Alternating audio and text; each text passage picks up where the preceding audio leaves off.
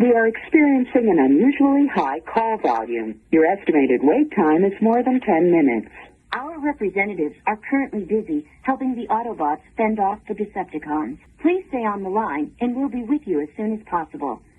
So, good morning. The good news is I was on the phone with Hasbro yesterday. I took some advice from my man Danny, and I called him about my Razor Crest, which I got long ago. But if you remember when I first posted about it, I had said there was something wrong with the gun on the left side. It wouldn't snap into place. And I talked to Hasbro, and they sent me a new left side gun. So really happy about that. One of my favorite pieces from this year. So I definitely will be doing quite a bit more with that now that I'm going to have that situated. So should have that in 7 to 10 business days. That's great. A.C.B.A. Yes, sir. We're officially back at it. Boog Nice coming at you with another daily update. So just following up from yesterday's update, this is pretty much a part 2 because it was so much to talk about. I forgot to mention last week that the GIJoe Classified Fan Choice Poll for the upcoming HasLab His Tank Driver, the additional figure that we're going to get with the His Tank, those results are in. So the Bravo colorway is going to be the additional figure that all backers will receive with their His Tank, which makes sense to me. I think this is the one I voted for. I'm not even 100% sure. I mean, you could have voted multiple times anyway, but I only voted once. But yeah, the red and black colorway, which will match up perfectly with the colorway of the His Tank. So there's that. I didn't make it home last night, so I didn't really get to open everything, but I did open Stalker at work here, and man, this looks great. What a way to come full circle for the GIJoe line. Full circle for me as a collector, because as most of you know, I started collecting with GIJoe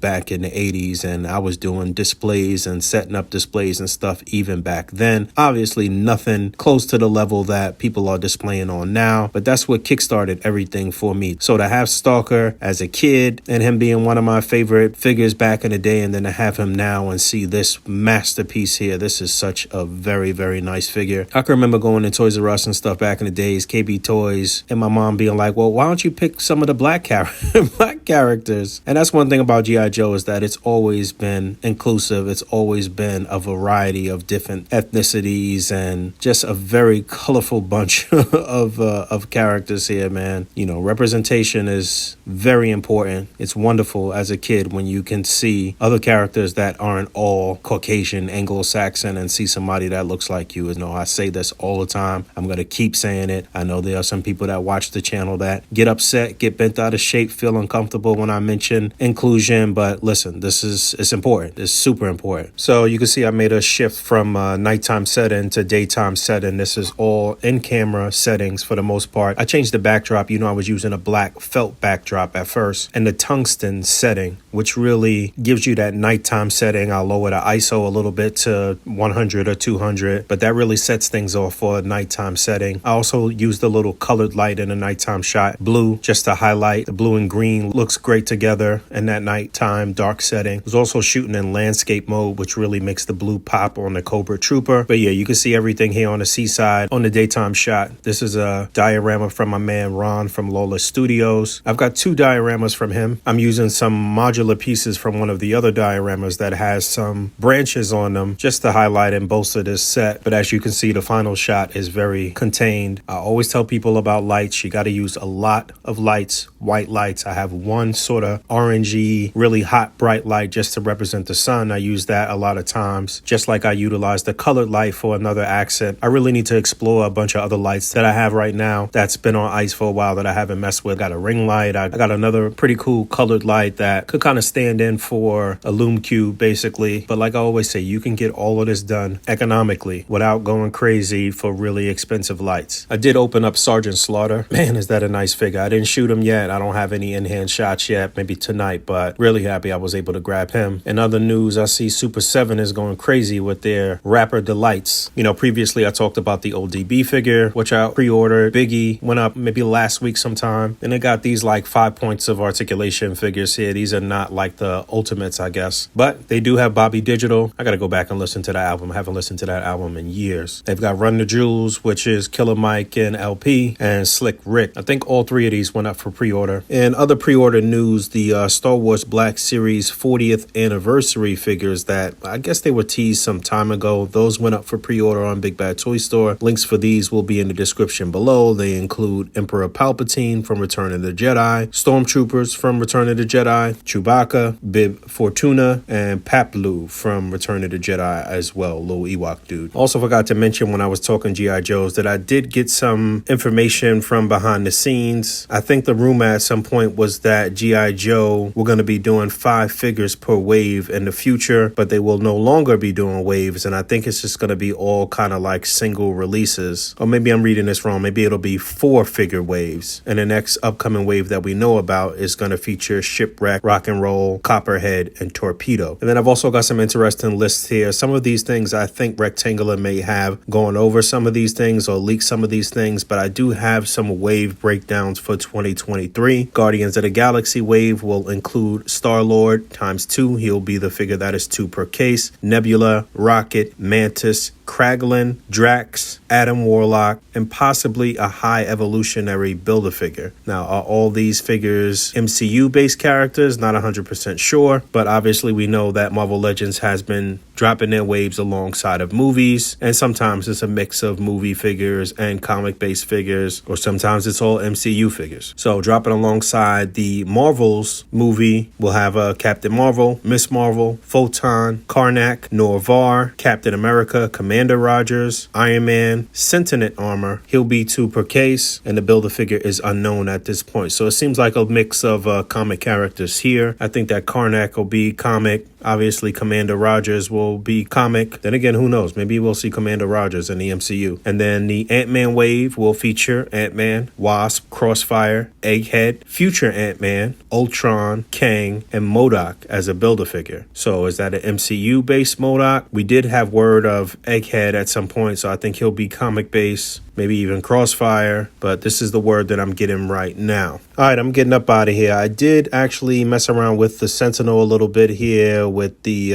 lab coat Beast. I totally forgot to mention his eyeglasses were part of that retro card pack. There's no eyeglasses here, but yeah, retro carded Beast, 3-pack Wolverine. That was from the Love Triangle set, I believe. But I was just kind of feeling things out with the Sentinel here because I want to do something with Galactus probably tonight. I got a couple things close to the table that'll be on the table. So yeah, stay tuned for more. Thanks for hanging out. As always, rate, comment, and subscribe. Hit that bell down there. And until next time, peace. I'm in the game, I'm grinding, I got to play 24 hours in a day, 7 days out the week. I never sleep.